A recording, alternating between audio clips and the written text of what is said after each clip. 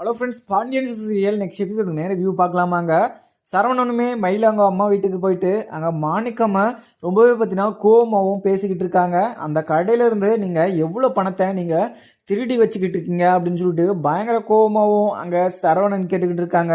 மப்பளா, நான் எந்த பணத்தையும் எடுக்கல, உங்களை கேட்காம நான் அந்த பணத்தெல்லாம் எதுவும் எடுத்துகிட்டு வந்திருக்க மாட்டேன். ஏதோ மல்லிகை சாமான் நான் வீட்டுக்கு எடுத்துகிட்டு வந்திருப்பேனே தவிர மற்றபடி நான் வேறு எதையும் எடுத்துகிட்டு வரல அப்படின்னு சொல்லிட்டு இங்கே மாணிக்கமும் சொல்லிக்கிட்டு இருக்காங்க. அதுக்கப்புறம் என்ன, இங்கே சரவணனுக்கு பயங்கர கோபமாகவும் இருக்குது. நீங்கள் பணத்தை எடுத்துகிட்டு வந்தது என் கண் முன்னால் நான் பார்த்தனே அப்படின்னு சொல்லிட்டு இங்கே சரவணனும் சொல்லிக்கிட்டு இருக்க.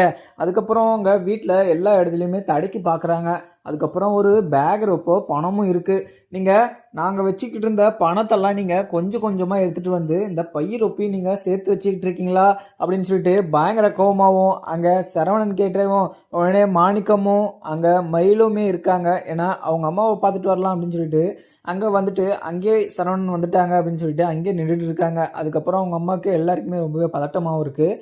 என்ன பேசிக்கிட்டு இருக்காரு அப்படின்னு சொல்லிட்டு இங்கே மயிலவங்க அம்மாவும் அங்கே யோசிச்சுக்கிட்டு இருக்கா. அதுக்கப்புறம் என்ன, பாண்டியனுமே அங்கே வந்து சம்பந்தி நீங்கள் இது மாதிரிலாம் பண்ணி வச்சுருப்பீங்க அப்படின்னு சொல்லிட்டு நான் கொஞ்சம் கூட நினைக்கல. ஆனால் நீங்கள் இவ்வளோ இந்த விஷயத்த நீங்கள் பண்ணியிருக்க மாட்டீங்க அப்படின்னு சொல்லிட்டு தான் நான் அந்த கடையில் கூட உங்களை வேலைக்குமே சேர்த்தேன். நீங்கள் கேட்டு நான் எப்படி இல்லை அப்படின்னு சொல்லிட்டு சம்மந்திக்கு சொல்கிறது அப்படின்னு நான் யோசிச்சு அந்த கடைக்கு உங்களை வர சொன்னா. ஆனால் நீங்கள் அந்த கடையிலேருந்து பொருள், அந்த கடையில் இருந்த பணம் எல்லாமே நீங்கள் யாருக்கும் தெரியாமல் இவ்வளோ பணத்தை நீங்கள் எடுத்துகிட்டு வந்து வச்சுருக்கீங்க. ஆனால் உங்களுக்கே கொஞ்சமாவது ஒரு இது மனசாட்சி இருக்கா? உங்கள் பொண்ணை கொடுத்த இடத்துல நல்லபடியாக அவங்க பார்த்துக்கணும் அப்படின்னு சொல்லிட்டு நீங்கள் நினச்சிருந்தீங்கன்னா இது மாதிரி ஒரு காரியத்தை நீங்கள் பண்ணி வச்சுருப்பீங்களா? ஏற்கனவே அங்கே சரவணனுக்கும் மயிலுக்கும் சண்டை இருக்குது. நீங்கள் இதில் வேற என் கடையிலேருந்து காசை வேற திருடிட்டு வந்து இந்த வீட்டில் பதுக்கி வச்சுக்கிட்டு இருக்கீங்க. இனிமேல் நீங்கள் அந்த கடைக்கு வர வேண்டிய அவசியமே இருக்காது. நீங்கள் வீட்டில் உக்காந்துக்கிட்டு சந்தோஷமாக இருக்கலாம் அப்படின்னு சொல்லிட்டு இங்கே சரவணனும் சொல்லிடுறாங்க. அதுக்கப்புறம் நான் பாண்டியனுமே இவங்கக்கிட்ட பேசி என்ன பிரயோஜனம்? நம்ம அந்த கடையில் அவரை வச்சது நம்ம தப்பு. நம்ம இப்போ இதுக்கு மேலே அவர் சுயரூபம் நம்மளுக்கு தெரிஞ்சிச்சு இல்லை. இதுக்கு மேலே அவர் கடைக்கு நீங்கள் வேலைக்கே வராதிங்க. ஏன்னா நீங்கள் எங்கள் வீட்டுக்கு வரீங்களா, வந்து எங்களை பார்த்துட்டு இல்லை மயிலவோ பார்த்துட்டு நீங்கள் கிளம்பிடணும். அது இல்லாமல் நீங்கள் கடைக்கு வர வேலை இல்லை அங்கே வந்து பணம் கேட்குற வேலை இல்லை அங்கே இருக்கிற மளிகை சாமான் எடுக்கிற வேலை எந்த வேலையும் அங்கே வச்சுக்காதீங்க. ஏன்னா நீங்கள் இந்த விஷயத்த என்கிட்ட கேட்டுட்டு பண்ணியிருந்தீங்கன்னா எனக்கு ரொம்பவே சந்தோஷமாக இருந்திருக்கும். ஆனால் நீங்கள் இந்த விஷயத்த நீங்கள் கேட்காம இது மாதிரிலாம் பண்ணி வச்சுருப்பீங்க அப்படின்னு சொல்லிட்டு நான் நினைக்கிற போதே எனக்கே அருவருப்பாக இருக்குது அப்படின்னு சொல்லிட்டு அவங்க கிளம்பிடுறாங்க. உங்களை நான் வேறு மாதிரி பண்ணிகிட்டு இருப்பேன், ஆனால் நீங்கள் என்னோட சம்மந்தியாக போயிட்டீங்க, அதனால தான் உங்களை சும்மா விட்டுட்டு போகிறேன் அப்படின்னு சொல்லிட்டு சரவணனை கூட்டிகிட்டு கிளம்பிடுறாங்க. அதுக்கப்புறம் மனசுக்குள்ளே யோசிச்சுக்கிட்டு இருக்காங்க பாண்டியனுமே. இவங்க இது மாதிரிலாம் பண்ணியிருப்பாங்க அப்படின்னு சொல்லிட்டு நான் நம்பலை கொஞ்சம் கூட. ஆனால் பழனிவேலு மேலே இந்த நான் பழிய சொல்லிட்டேன். இவங்க இது மாதிரி பண்ணியிருப்பாங்க அப்படின்னு சொல்லிட்டு எனக்கு ஏன் நீ முன்னாடியே என்கிட்ட சொல்லலை அப்படின்னு சொல்லிட்டு சரவணன்கிட்ட கேட்கவும், அப்பா நான் இந்த விஷயத்த உங்ககிட்ட முன்னாடியே சொல்லியிருப்பேன். ஆனால் இந்த விஷயத்தை பற்றி நான் மயிலுக்கிட்டுமே எவ்வளவோ பேசி பார்த்தேன். மயிலுமே இதை கேட்காம அவங்க அப்பா இந்த பணத்தை எடுத்துருக்க மாட்டாங்க அப்படின்னு சொல்லிட்டு அவள் சமாளிச்சிட்டா. அதுக்கு நான் சரி இது நாத்துக்கு சொல்லிக்கிட்டு அவர் ஏதோ எமர்ஜென்சியாக எடுத்துகிட்டு இருப்பார் அப்படின்னு சொல்லிட்டு தான் நான் சைலண்ட் ஆகிட்டேன். அதுக்கப்புறம் மறுபடியும் அவர் பணத்தையும் இங்கே கடையில் இருந்த பொருளையும் அவர் எடுத்துகிட்டு போகிறாரு அப்படின்னு சொல்லிட்டு தெரிஞ்சதும் எனக்கு பயங்கர கோபமாகவும் ஆயிடுச்சு. நான் அதுக்கு தான் அவங்க அப்பாவுமே திட்டிக்கிட்டு இருந்தேன். அந்த விஷயத்தெல்லாம் உங்ககிட்ட வந்து மயில் சொன்னதும் நீங்கள் என்ன எந்த விஷயமும் தெரியாமல் என்ன வேற திட்டிட்டீங்க அப்படின்னு சொல்லிட்டு இங்கே சரவணன் சொல்லிக்கிட்டு இருக்காங்க. அதுக்கப்புறம் ராஜியும் கதிரும் அங்கே ரன்னிங்காக போயிருக்காங்க. அங்கே ராஜி பண்ண வேலையை வச்சு இங்கே கதிருக்கு ரொம்பவே கோபமாகவும் வந்துடுது. ராஜி நீ என்ன புத்தி கட்டுத்தனமாக பண்ணிக்கிட்டு இருக்க? நான் உனக்காக அவங்க வந்து இந்த ட்ரைனிங்கை முடிச்சுட்டு இருந்தா நீ இப்படி பண்ணிட்டு இருந்தானா எனக்கு உன் மேலே ரொம்பவே கோபமாக இருக்கா ராஜி, நீ பண்ணதே கொஞ்சம் கூட சரியில்லை அப்படின்னு சொல்லிட்டு பயங்கர கோபமாகவும் அங்கே சரவணனும் பாண்டியனும் அங்கேருந்து வந்துடுறாங்க. அதுக்கப்புறம் என்ன, கதிரும் ராஜிக்கிட்ட சண்டை போட்டுட்டு அங்கேருந்து கிளம்பிடுறாங்க. ராஜிக்கு ரொம்பவே கோபமாகவும் போயிட்டுக்கிட்டு இருக்காங்க. போகிற வழியில் ஒரு வண்டி ஃபாஸ்ட்டாக வருது. அங்கே லைட்டாக பார்த்தீங்கன்னா அங்கே ராஜியுமே இடிச்சிடுறாங்க. அங்கே ராஜி மயக்கம் போட்டு கீழே விழுந்துடுறாங்க. இதை பார்த்த கதிருக்குமே ரொம்பவே பதட்டமாகவும் இருக்குது அப்படின்னு சொல்லிட்டு கிட்ட போகலாம் அப்படின்னு சொல்லிட்டு நினைக்கிற போது என்ன ஏற்கனவே ட்ராமா பண்ணி அங்கே என்ன அப்செட் பண்ண வச்ச, மறுபடியும் இங்கே நடிக்கிறதுக்கு இப்போ உட்காந்துக்கிட்டு இருக்கியா அப்படின்னு சொல்லிட்டு அங்கே பார்த்துக்கிட்டு இருக்காங்க. அதுக்கப்புறம் அங்கே இருந்த எல்லாருமே வந்து அங்கே ராஜியை தூக்குறத பார்க்குறாங்க. அதுக்கப்புறம் அதை பார்த்துட்டு ரொம்பவே பதட்டமாக, ராஜி என்னாச்சு அப்படின்னு சொல்லிட்டு அங்கே பைக்கை கீழே போட்டுட்டு கதிருமே அங்கே போகிறாங்க. போயிட்டு ராஜாவை தூக்கிக்கிட்டு அங்கே ஹாஸ்பிட்டலுக்குமே போயிடுறாங்க. அங்கே ஹாஸ்பிட்டலில் அட்மிட் பண்ணி டாக்டருங்க ரோட்டில் மயக்கம் போட்டு கீழே வந்தால் என்னாச்சுன்னு பாருங்கள் அப்படின்னு சொல்லிட்டு அங்கே கேட்குறாங்க. உடனேங்க நார்மலான மயக்கம் தான், அங்கே பைக்கில் இடிச்சதுனால லைட்டாக கிராச்சஸ் மட்டும் ஆயிருக்கு, வேறு எந்த ப்ராப்ளமும் இல்லை. நீங்கள் போயிட்டு வீட்டில் சாப்பிட்டுட்டு கொஞ்சம் மாத்திரை டேப்லெட் எடுத்துகிட்டு நீங்கள் ரெஸ்ட் எடுத்தாவே இது சரியாக போயிடும் அப்படின்னு சொல்லிட்டு டாக்டருமே சொல்லிட்டுறாங்க. போகும்போது ராஜி நீ இது மாதிரிலாம் என்கிட்ட நடிக்காத, எனக்கு பயங்கர கோபமாக வருது, நீ ஒரு நல்ல நிலைமைக்கு வரணும், நீ ஆசைப்பட்ட வாழ்க்கையை அமைச்சிக்கணும் அப்படின்னு சொல்லிட்டு நான் உன் கூட சேர்ந்து வந்தா நீ இது மாதிரி மயக்கம் போட்ட மாதிரி நடிச்சிட்டு இருந்தனா இங்கே நான் என்ன பண்ணுறது, உங்ககிட்ட என்ன சொல்கிறதுன்னு எனக்கு கொஞ்சம் கூட தெரியல, இனிமேல் நீ இது மாதிரி என்கிட்ட பண்ணுற வேலை வச்சுக்காத ராஜி அப்படின்னு சொல்லிட்டு கதிருமே சொல்லிக்கிட்டு இருக்காங்க. அதுக்கப்புறம் என்ன ராஜுமே அதை ஏதோ தெரியாமல் பண்ணிட்டேன், என்ன மன்னிச்சுக்கோங்க அப்படின்னு சொல்லிட்டு ராஜுமே சொல்லிட்டுறாங்க. இங்கே கோமதி, அரசி, இங்கே மயில் 3 பேரும் அங்கே வீட்டில் உக்காந்துக்கிட்டு பேசிக்கிட்டு இருக்காங்க. மீனா இங்கே வந்து இங்கே ஸ்டே பண்ணதுக்கு செந்திலுக்கு எவ்வளோ கோவம் வருது பார்த்தியா, அவன் இப்போ தனியாக போயிட்டுறதுலேருந்து ரொம்பவே செந்தில் மாறிட்டான். ஆனால் மயிலுக்கு அங்கே இருக்கிறதுக்கு விருப்பம் இல்லை அப்படின்னு சொல்லிட்டு தான் இங்கே வந்து தங்கிக்கிட்டு இருக்கா. அவன் செந்தில் வந்து இங்கே இருக்க வேணாம், நீ கிளம்பி வீட்டுக்கு வா அப்படின்னு சொல்லியுமே மீனா வந்து இங்கே தங்கிட்டேன் அப்படின்னு சொல்லிட்டு இங்கே செந்திலுக்கு பயங்கர கோபமாகவும் இங்கே வந்து உடனே இப்போ மீனாவை கூட்டிகிட்டு போயிருக்கான். அவனுக்கு நான் எவ்வளோ சொன்னாலுமே புரியாது, நான் அவங்க எல்லாருமே இந்த வீட்டில் இருக்கிறவங்க எல்லாருமே ஃபேமிலியோடு இருந்தால் தான் நான் சந்தோஷமாக இருப்பேன் அப்படின்னு சொல்லிட்டு அவனுக்குமே தெரியும். ஆனால் அவனுக்கு தெரிஞ்சுமே இது மாதிரிலாம் பண்ணிக்கிட்டு இருக்கான் அப்படின்னு சொல்லிட்டு இங்கே கோமதியுமே சொல்லிக்கிட்டு இருக்காங்க.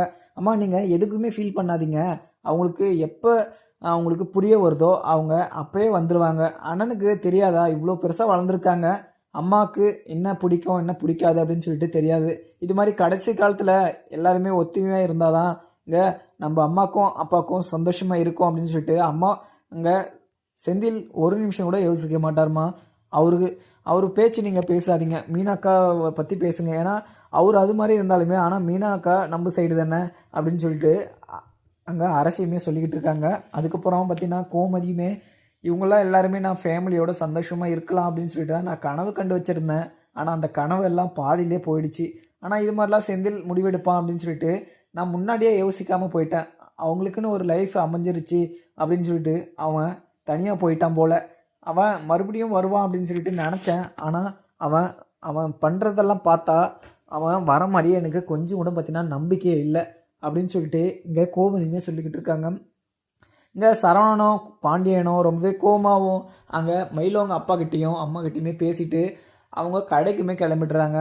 இங்கே கடையில் உக்காந்துக்கிட்டு சரவணன் அவங்க இந்த கடையில் அவங்க இருந்து ரொம்பவே அழுக்குப்பட்டுச்சு இந்த கடை, இதுக்கு முன்னே இது மாதிரி ஆளுங்கள்லாம் இந்த கடையில் வந்ததில்லை, அதனால் இந்த கடையை கொஞ்சம் நம்ம க்ளீன் பண்ணி நம்ம ஒரு பூசை போட்டுடலாம் அப்படின்னு சொல்லிட்டு இங்கே பாண்டியனுமே சரவணன்கிட்ட சொல்லுவோம். உடனே சரவணனும் அப்பா ஓகேப்பா, நம்ம நாளைக்கு இந்த ஏற்பாடெல்லாம் நம்ம பண்ணிடலாம், இன்றைக்கி கொஞ்சம் டெலிவரி கொடுக்குறதுக்கு நிறைய ஆர்டர் இருக்குது, அதை நான் எடுத்துகிட்டு போயிட்டு நான் டெலிவரி பண்ணிட்டு வந்துடுறேன் அப்படின்னு சொல்லிட்டு அவங்களுமே கிளம்பிடுறாங்க. மீனாவுமே ரொம்பவே கோமாவும் செந்தில் மேலே நான் ஒரு நாள் கூட அங்கே அத்தை வீட்டில் தங்கக்கூடாதா, நீங்கள் என்ன சொல்கிறது, எனக்கு எங்கே பிடிச்சிருக்கோ நான் அங்கே தான் தங்க முடியும், அதே மாதிரி நான் வேலைக்கு போயிட்டு வந்து நான் இங்கே அங்கேயும் வேலை செஞ்சுட்டு இங்கேயும் வந்து டயர்டில் நான் உங்களுக்கு சமைச்சு வைக்கணுமா, அது மாதிரிலாம் என்னால் முடியாது, நீங்கள் வேணும்னா கடையிலே வாங்கிட்டு வந்து சாப்பிட்டுக்கோங்க, நீங்கள் எனக்கு வாங்கிட்டு வரலாம் தேவையில்லை, நான் இந்த வீட்டிலே சாப்பிட மாட்டேன், நான் அத்தை வீட்டிலே நான் சாப்பிட்டுக்கிறேன் அப்படின்னு சொல்லிட்டு எங்கள் மீனாவுமே சொல்லிக்கிட்டு இருக்காங்க. அதுக்கப்புறம் செந்திலுக்கு பயங்கர கோபம், மீனா நீ இது மாதிரிலாம் பேசிக்கிட்டு இருந்தா எனக்கு பயங்கர கோபம் வரும், நீ தின்னாலாம் இருந்தது வேற, இன்னைக்கு இருக்கிறது வேற, உனக்கு தேவையான பொருள் எல்லாமே பார்த்தீங்கன்னா வாங்கிட்டு வந்து வச்சுக்கிட்டு இருக்கேன், உனக்கு சமைக்கிறதுக்கு என்ன வா, என் சட்டை அயன் பண்ணி கொடுக்குறதுக்கு என்னவா அப்படின்னு சொல்லிட்டு கேட்குறாங்க. உடனே பார்த்தீங்கன்னா நீங்கள் போகிற மாதிரி தான் நானும் வேலைக்கு போகிறேன், நீங்கள் எந்த டைமுக்கு வரீங்களோ அந்த டைமுக்கு தான் நானும் வரேன், உங்களுக்கு எவ்வளோ டயர்டாக இருக்கோ அந்த டயர்டு எனக்கும் இருக்கும், நீங்கள் மட்டும் வேலை செய்கிற மாதிரி பேசிக்கிட்டு இருக்காதீங்க, நீங்கள் கொஞ்சம் கரெக்டாக பேசுங்க அப்படின்னு சொல்லிட்டு இங்கே மீனாவுமே சொல்லிக்கிட்டு இருக்காங்க. அங்கே செந்திலுக்கு பயங்கர கோமாவும், மீனா நீ பேசுகிறது கொஞ்சம் கூட சரியில்லை, நான் வெளியே போய் சாப்பிட்டுக்கிறேன், நீ என்னமோ பண்ணி தொலை அப்படின்னு சொல்லிட்டு அங்கே செந்திலுமே போயிட்டுறாங்க. அங்கே வரும்போது ரொம்பவே தள்ளாடிக்கிட்டு வராங்க. இதை பார்த்த மீனாவுக்கு பயங்கர கோவமாவும் இருக்குது. உடனே அவங்க அப்பாவுக்குமே கால் பண்ணி, அப்பா எனக்கு இங்கே இருக்கிறதுக்கு கொஞ்சம் கூட விருப்பம் இல்லை. அவர் இங்கே வரதுக்கு காரணமே நீங்கள் தான். உங்ககிட்ட சொல்லிட்டு தான் இந்த விஷயத்தெல்லாம் பண்ணியிருக்காங்க போல். இங்கே வந்ததுலேருந்து நான் கொஞ்சம் கூட பார்த்தீங்கன்னா சந்தோஷமாக இல்லை. அவரும் தினைக்கும் பார்த்தீங்கன்னா அங்கே குடிச்சிட்டு வராரு. இந்த வீட்டில் என்னால் இருக்கவே முடியாது. ஆனால் அங்கே அத்தை வீட்டில் இருந்தபோது அவர் ஒரு நாள் கூட இது மாதிரிலாம் பண்ணதே இல்லை. அங்கே ரொம்பவே சந்தோஷமாக இருக்கும். என்கிட்ட டெய்லியும் சண்டை போட்டுக்கிட்டே இருக்காரு. அவரு என்ன பண்ணுறாருன்னு எனக்கு இங்கே இருக்கிறதுக்கு விருப்பமே இல்லைப்பா. அவரு டெய்லியும் குடிச்சிட்டு வராரு. நீங்கள் எதனா ஒன்று பண்ணுங்க அப்படின்னு சொல்லிட்டு எங்கள் மீனாவுமே சொல்லிக்கிட்டு இருக்காங்க. அவங்க அப்பா கேட்டுட்டு, என்ன மீனா சொல்லிக்கிட்டு இருக்க, தம்பி குடிக்கிறாரா? அவரு குடிக்கிற பழக்கமெல்லாம் இல்லையே, அவர் நிறுத்திட்டேன் அப்படின்னு சொல்லிட்டு என்கிட்ட சொல்லியிருந்தாரு. மறுபடியும் இப்போ குடிக்கிறது ஸ்டார்ட் பண்ணிட்டாரா அப்படின்னு சொல்லிட்டு அவங்க அப்பாவுமே சொல்லிக்கிட்டு இருக்காங்க. அப்பா இதுக்கெல்லாம் நீங்கள் தான் காரணம். நீங்கள் எப்படியாவது அவர்கிட்ட பேசி இதெல்லாம் புரிய வைங்க அப்படின்னு சொல்லிட்டு அவங்க அப்பா கிட்ட சொல்லிட்டு கட் பண்ணிடுறாங்க. மீனாக்கு ரொம்பவே வருத்தமாகவும், நம்ம அத்தைக்கிட்ட இருந்தால் ரொம்பவே சந்தோஷமாக இருந்தோம், ஆனால் அத்தையும் என்னை நினச்சி வருத்தப்பட்டு இருப்பாங்க. அங்கே ஃபேமிலியோட ரொம்பவே சந்தோஷமாக இருக்கலான்னு பார்த்தா அதை பாதியிலே கெடுத்துட்டு இங்கே தனியாக வேற கூட்டிகிட்டு வந்து நரக வேதனையை கொடுத்துக்கிட்டு இருக்காரு அப்படின்னு சொல்லிட்டு மீனாவுமே சொல்லிக்கிட்டு இருக்க. அதுக்கப்புறம் இங்கே செந்தில் ஃபுல் போதையில் அங்கே வந்து படுத்துட்டு தூங்கிட்டுறாரு. அங்கே ராஜி, கதிர் இவங்க 2 பேரும் வீட்டுக்குமே வந்துடுறாங்க. வீட்டுக்கு வந்து ராஜி ரொம்பவே டயர்டாக இருக்குது அப்படின்னு சொல்லிட்டு ரெஸ்ட் எடுக்கிறதுக்குமே போயிடுறாங்க. ராஜி பண்ணதை நினச்சிக்கிட்டு இங்கே கதிர் அங்கே உக்காந்துக்கிட்டு யோசிச்சுக்கிட்டு இருக்காரு. இங்கே ராஜி ஏன் இது மாதிரிலாம் பண்ணிக்கிட்டு இருக்கா? முன்னாடியெல்லாம் இது மாதிரிலாம் பண்ணதே இல்லை. அவள் என்னை இன்னைக்கு ரொம்பவே டென்ஷன் படுத்திட்டா அப்படின்னு சொல்லிட்டு இங்கே செந்திலுமே யோசிச்சுக்கிட்டு இருக்காங்க. கதிருமே யோசிச்சுக்கிட்டு இருக்க. அதுக்கப்புறம் கோமதி ரொம்பவே வருத்தமாகவும் சமையல் முடிச்சுட்டு இங்கே மீனாவையும் செந்திலையும் யோசிச்சுக்கிட்டு அங்கே சமைச்சு முடிச்சுட்டு எல்லாரையும் சாப்பிட்றதுக்காக கூப்பிட்டுடுறாங்க. அரசி, மயில் எல்லாருமே வாங்க இங்கே சாப்பிட்டுக்கலாம் அப்படின்னு சொல்லிட்டு கூட்டிகிட்டு போய் உட்கார வச்சு சாப்பாடும் பரிமாறுறாங்க. பாண்டியனும் வந்துடுறாங்க. பழனிவேலு, சரவணன் எல்லாருமே வந்து அங்கே சாப்பிட்டுக்கிட்டு இருக்காங்க. அந்த சமயத்தில் இங்கே பாண்டியன் அந்த விஷயத்த எல்லாருக்கிட்டையும் நம்ம சொல்லிடலாம் அப்படின்னு சொல்லிட்டு உக்காந்துக்கிட்டு இருக்க. உடனே கோமதி, உங்கள் சம்மந்தி மயில உங்கள் அப்பா என்ன பண்ணி வச்சுருக்காரு தெரியுமா? அந்த நம்ம காசு காணாமல் போச்சு அப்படின்னு சொல்லிட்டு இருந்தோம்ல, அந்த காசை மயில உங்கள் அப்பா தான் எடுத்திருக்காரு. இந்த விஷயத்த என்கிட்ட முன்னாடியே சரவணன் சொல்லலை, இப்போ தான் எனக்கு சொன்னான். அதுவும் இல்லாமல் நம்ம கடையில் இருந்த மல்லிகை சாமான் பாதி பொருள் பார்த்தீங்கன்னா அங்கே மயிலவங்க அப்பா வீட்டில் தான் இருக்குது. இதெல்லாம் எப்படி தான் திருடி எடுத்துகிட்டு போனாருன்னு சொல்லிட்டு யாருக்குமே தெரியல.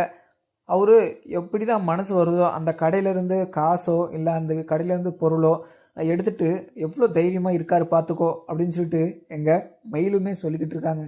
இது கோமதி கிட்ட பாண்டியனுமே சொல்லவும் இதை கேட்ட கோமதிக்கு பயங்கர வருத்தமாகவும் இருக்குது. என்னங்க சொல்லிக்கிட்டு இருக்கீங்க? அவங்க அது மாதிரிலாம் பண்ணிக்கிட்டு இருக்காங்களா? அவ்வளோ பணத்தையும் அவர் தான் எடுத்தாரா?